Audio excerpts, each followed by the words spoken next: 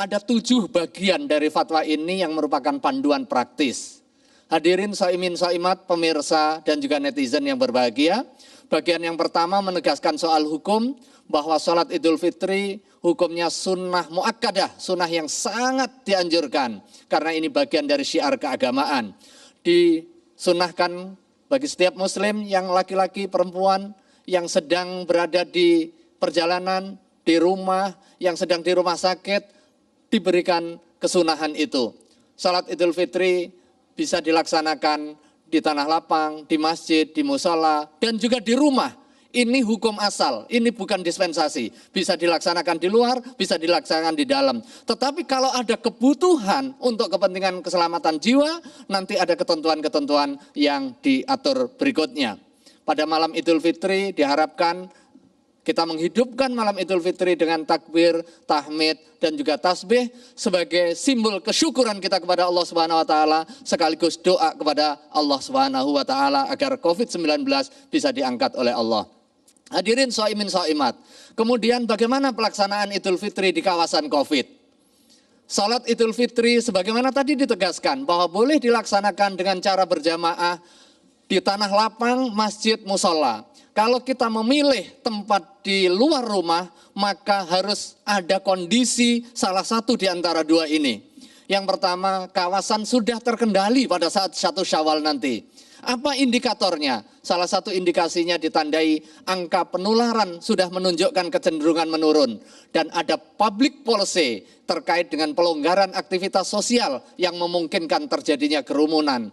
Berdasarkan apa? Berdasarkan otoritas yang punya kompetensi dan juga kredibilitas. Otoritas di bidang epidemiologi, otoritas di bidang kesehatan masyarakat yang amanah, yang kompeten dan kredibel. Kemudian kondisi yang kedua berada di kawasan terkendali atau kawasan yang bebas COVID dan diyakini tidak terdapat penularan. Apakah ada? Karena masyarakat kita luas, bangsa kita dengan daerah yang sangat luas tentu ada keragaman kondisi faktualnya. Seperti di kawasan pedesaan yang terisolasi, kemudian di kepulauan terpencil atau perumahan terbatas yang homogen, yang tidak ada COVID-19, tidak ada korban, tidak ada terkena, dan tidak ada orang lalu lalang keluar masuk yang diduga menjadi carrier. Sementara sholat Idul Fitri boleh dilaksanakan di rumah, terutama bagi masyarakat yang berada di kawasan penyebaran COVID yang belum terkendali.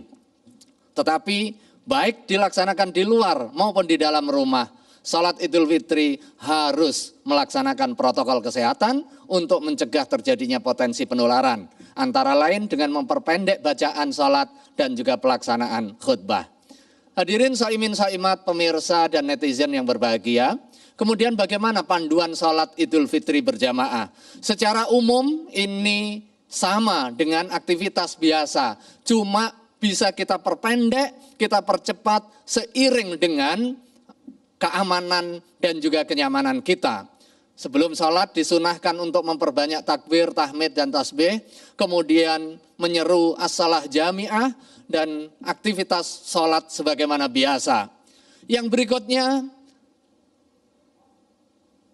doa iftitah dan sholat aktivitas bisa dilaksanakan sebagaimana kita melaksanakan sholat Idul Fitri yang kita lakukan dari tahun ke tahun. Ketentuan yang berikutnya, bagaimana tata cara khutbah? Tata cara khutbah bisa dilaksanakan baik di rumah maupun di masjid atau di tanah lapang. Khutbah Id hukumnya sunnah yang merupakan kesempurnaan salat Idul Fitri. Dilaksanakan dengan 2 khutbah sebagaimana kita melaksanakan khutbah Jumu'ah. Jadi secara rinci diawali dengan takbir 9 kali, kemudian membaca hamdalah, alhamdulillahirrabbilalamin, membaca salawat, kemudian Allahumma sholli ala sayyidina Muhammad, wasiat taqwa, dan juga membaca ayat Al-Quran. Kemudian duduk sejenak, setelah itu berdiri, membaca takbir sebanyak 7 kali, memuji Allah dengan hamdalah, membaca salawat, berwasiat takwa, dan mendoakan kaum muslimin. Hadirin shaimin shaimat, pemirsa dan netizen yang berbahagia. Kemudian bagaimana teknis pelaksanaan salat Idul Fitri di rumah? Prinsipnya tata caranya sama. bisa dilakukan dengan berjamaah atau dilakukan dengan sendiri. Jika dilakukan dengan berjamaah, minimal jumlahnya 4, 1 imam 3 makmum, setelah itu ada salah satu di antaranya menjadi khotib. Tetapi jika jumlah jamaah kurang dari 4, atau jika di dalam pelaksanaan jamaah di rumah tidak ada orang yang memiliki kompetensi atau keberanian berkhutbah, maka sholat Idul Fitri dilakukan tanpa melakukan khutbah. Nah, khusus jika dilaksanakan sholat sendiri, maka bacaannya tidak perlu dikeraskan dan tidak perlu ada khutbah.